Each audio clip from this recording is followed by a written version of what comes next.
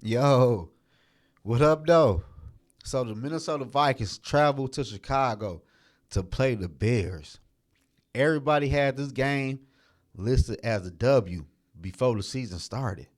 But now that W it turned into a question mark. Cause us as Minnesota Vikings fan, we don't know no more. I'm gonna keep it real. In the last two games, the Chicago Bears averaged 170 yards on the ground and they average at least 3 touchdowns per game. Everybody seen Chicago Bears put up 40 points on the Commanders on the road last week. And before then, when they played the Broncos, the Bears put up 28 points. And the Minnesota Vikings had yet to put up 30 points this season. The Minnesota Vikings offense only averaged 2 touchdowns per game when Justin Jefferson is in the lineup. And we all heard the bad news about Justin Jefferson. JJ will not be playing this week at Chicago. So how many touchdowns do you think the Minnesota Vikings will generate now since Justin Jefferson isn't on the field?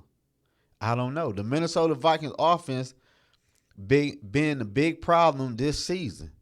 The Minnesota Vikings offense do not generate enough touchdowns for the Minnesota Vikings to win football games. And they average as many turnovers as they score touchdowns. We average 2 turnovers per game, and we only score 2 touchdowns per game. So how do that even make sense? I don't know. I'm gonna keep it real. I don't know. The Chicago Bears and Justin Fields in the last 2 weeks been looking all right. Had Justin Fields turned the corner? I don't know. If Justin Fields is a true elite quarterback now, I don't know. I don't want to say all that. But the Chicago Bears offense have been looking better than the Minnesota Vikings offense been looking this season thus far. Let's keep it real. The Minnesota Vikings offense had not played good none this season. And the defense been keeping the Minnesota Vikings in a lot of football games. Every game the Minnesota Vikings lost this year, we could have won. But the offense did what the offense been doing all season. Don't score touchdowns, turn the ball over. So I don't know. And without JJ, the shit is looking real cloudy. So will Minnesota Vikings find a way to use Ja since JJ is out of the lineup, or will KJ get more targets? I'm gonna keep it real. We need to see Ja with more targets than KJ and TJ Hawkinson. Since TJ Hawkinson got paid, TJ Hawkinson ain't been worth nothing this season thus far. TJ Hawkinson been playing horrible ever since he got paid. So TJ and the rest of the offense will have to step up if the Minnesota Vikings want to steal this W from the Chicago Bears. Yes, I'm going to say steal. I don't care how nobody feel. Because right now, the Chicago Bears are 1-4, just like the Minnesota Vikings, man. But the Chicago Bears been looking decent in the last 2 weeks. And the Minnesota Vikings offense haven't. That just is what it is. I'm not going to lie to y'all. I'm going to keep it real with y'all on this channel. The Minnesota Vikings offense is in for a long day against the Chicago Bears. And can the Minnesota Vikings defense contain Justin Fields? Will Justin Fields have a breakout game on the ground against the Minnesota Vikings? Because he ain't have it all year. So, in order for the Minnesota Vikings, man, to steal this W from the Chicago Bears, our offense will have to generate more than 2 touchdowns if we want to beat the Bears, and no turnovers. If we do what we did against Kansas City and how we've been playing all year, scoring 2 touchdowns and kicking 2-3 field goals, then turn the ball over 2 times, we will lose this game at Chicago. Then after we lose this game at Chicago, if the offense play like they've been playing all year, it's time to huddle up the Minnesota Vikings front office and trade some players, man. It coming down to that. Because we already missing JJ. JJ, the best offensive player we have on the Minnesota Vikings. And with JJ in the lineup, our offense ain't been doing shit anyway. JJ will have 300 receiving yards, and we still find a way to lose the football game. We need touchdowns. Kirk Cousins.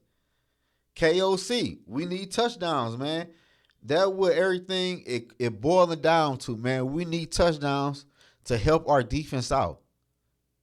Cause if you think Justin Fields and the Chicago Bears ain't about to try and run the ball down the Minnesota Vikings throw and use Justin Fields as a running quarterback and a passing quarterback, y'all are tripping.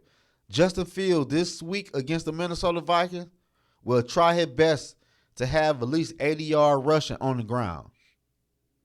I'm gonna keep it real. He been looking good the past couple of weeks throwing the football. I think his first time in his career against the Broncos, he threw for over 300 passing yards. Then against the Commanders, he threw for like 285 or something like that. But he threw 4 touchdown passes, man. We ain't had 5 or 4 touchdown passes, I think, all damn season. We scored 28 points one time in the damn season with this offense that we have in Minnesota, man. So for the Minnesota Vikings to beat the Bears, I'm going to need the offensive line to show up. And I'm going to need the offense to score some points, man. Is it Jordan Addison time? I don't know. I would hope to say that, but from the looks of how the season been going, I wouldn't be surprised if KJ get about 15 targets. Because KJ been getting way too many targets, if you ask me. And I'm ready to see what Jordan Addison can do in a wide receiver role, number 1, or a full-time role in number 2.